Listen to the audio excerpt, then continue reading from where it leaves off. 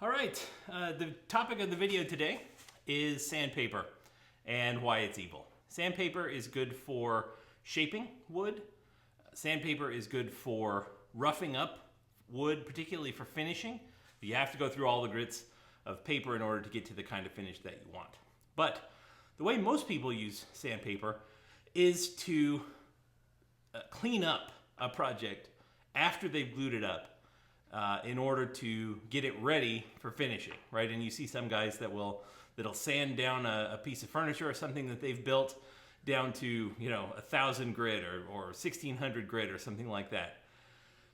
That's entirely unnecessary, and it's a huge waste of time and money, and it doesn't work very well, and it ends up making your piece of work look less good than it would if you hadn't done it. So this video is all about the alternative to using sandpaper to getting your stuff, your furniture, your projects ready for finishing instead of sandpaper. Sandpaper has a lot of drawbacks. This is a piece of furniture that I've been working on for a little while, a day or so. My wife asked me to build end tables, like bedside tables for the bed.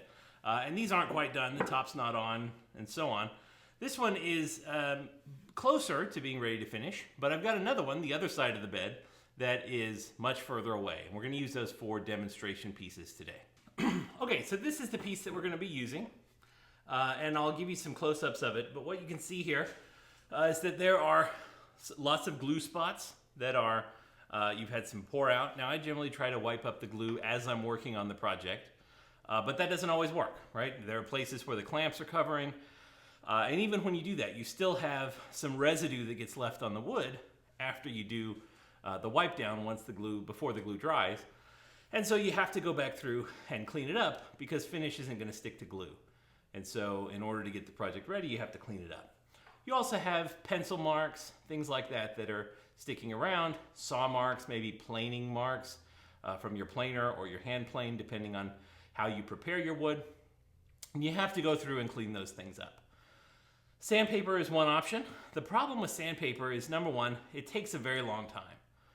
Even if you have an orbital sanding disc, one of those palm sanders, then you end up rounding over your edges. You lose a lot of the crispness of the piece, and you have to go through all the different grits of sandpaper, and you end up usually over sanding and maybe even burnishing your wood, which you don't want to do. All right, so this is the piece we're going to work on. Let me show you the top. Okay, here's the top. You can see the tape marks here. I actually use tape to do this glue up because I think that's a better way to do it for small glue ups rather than clamping. I'll have a video on that coming up a little bit later. So you can see this is just cheap poplar. These end tables, these bedside tables here are made out of garbage, stuff that I had laying around in the shop. And so, it is what it is, but you can see the, places where the glue was. You can see the seams here. You can see glue residue and so on. Planing marks, you may not be able to see them so well here, but they're here. They're all over the wood, and we need to clean it up before we can actually use this thing and before we put it together into one final piece. This is the tool that we're going to use. It's called a cabinet scraper, and it works a lot better than sandpaper. This simple piece of spring steel, you can buy it for pennies, just a few dollars, anywhere, really. But most people don't like these because they're a little bit challenging to set up. But once you've got it set up, you've got a tool that'll last you for a while that you can use to prepare your wood in an incredibly rapid way and get you a better finish than you could actually get with sandpaper. So let me show you how to set it up. All right, the key to making this thing work is to actually have it be fast, right? If it takes forever to prepare this thing to use, then you're not going to use it, right? You're going to go to other routes. So, there's lots of videos out there on the YouTube about people, spending 10 minutes setting up this thing and getting it perfectly square and all that kind of thing. Don't do that. If you try to do that, you're just going to be unhappy with the setup costs and so on, and I don't want that to happen. So I use Windex as a lubricant here for my sharpening stones. These are just diamond stones, just super easy. You got coarse, medium, and fine. And really all I want to do is sand this guy, hone this guy so that it's flat and square on the end, because the end is what matters. I'm just going to do one end, so let me just give a little spritz here. So I'm going to just sand very quickly here and here.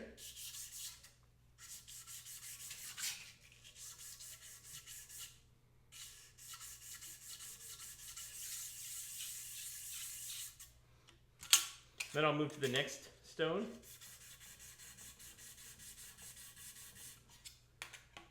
And I'm just sanding.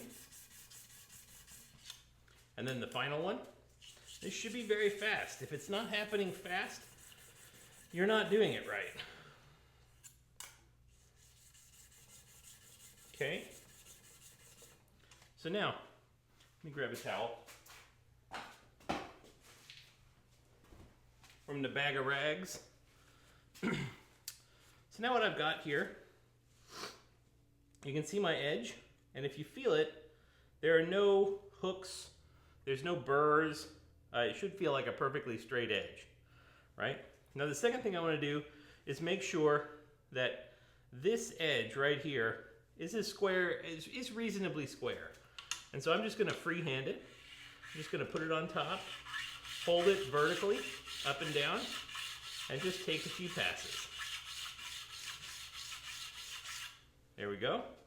And if you look, you can see that it is pretty good. Right here is an area where I've got a little bit of a different pattern. So let me just go for a little bit more.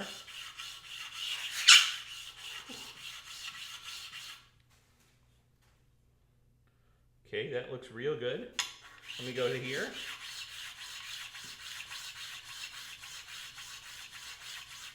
And I'm just holding it straight up and down. I'm not doing anything fancy. I'm just holding it straight up and down. Now I'm done. All right.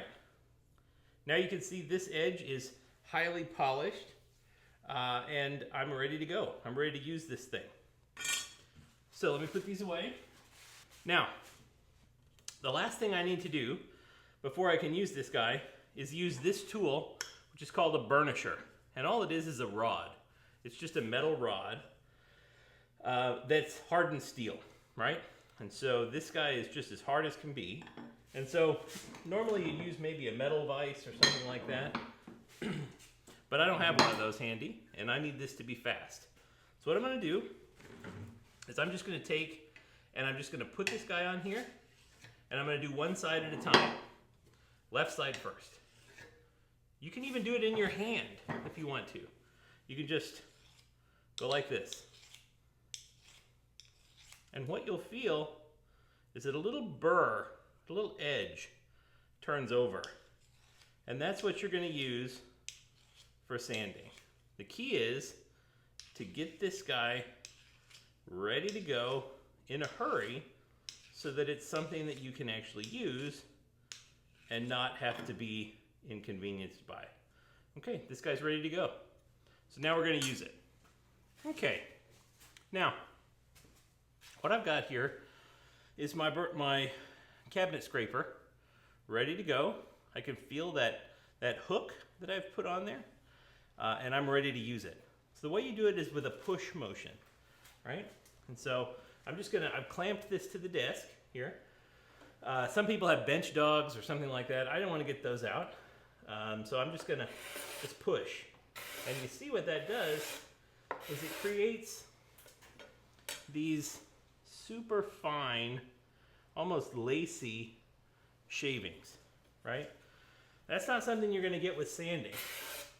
And so you can just, with just a few strokes here, all of a sudden, that rough edge is becoming incredibly silky smooth. And this is something better than I could get with just sandpaper. Now, when you've done this for a while, go ahead and flip it around. If it starts to get dull, you want this to be fast, right? So it'll vary depending on the type of wood, how long this guy will last you before you'll have to resharpen it. But you don't have to go through that whole process again, right?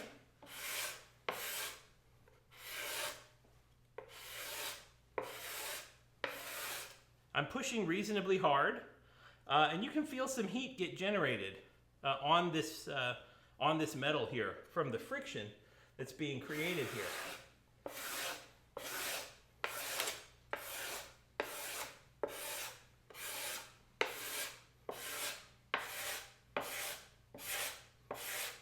I've got a little indentation here in the wood, some kind of a dent, so I'm just going to spend a little extra time here. I can get that guy right out of there. There we go. Now, let's say that I've done this for a while and my hook is gone, right? And I need to make a new one. I don't have to get the diamond stones out again. All I need to do is use this burnisher, right? And so here's how I would do it. Here's how I would do it. I'm just going to take that edge and I'm just going to smush it back down, right? Step one, smush it back down. I'm going to do both sides. I'm going to smush it back down. Just give it a good smush. And then I'm just going to take it.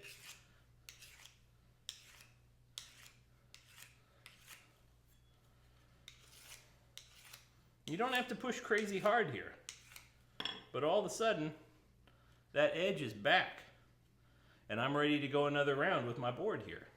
Let me show you the quality of the finish on this edge. We've gone from having a very rough, glue-stained, mottled finish to a clean, very pristine finish on this wood that is ready, almost too smooth for finishing. But I would apply finish directly on here. You don't have to do anything else beyond what's been done here. And that's the kind of edge that you can expect using a cabinet scraper. Okay, that's it. And in just a few minutes, I've managed to take my tabletop from being incredibly rough and glue stained to smooth, pristine, and ready for finish. And that's what we're trying to accomplish here. And it was fast, faster than sandpaper. No sawdust for you to breathe in, no loud noises. It's just quiet and pure, and it works.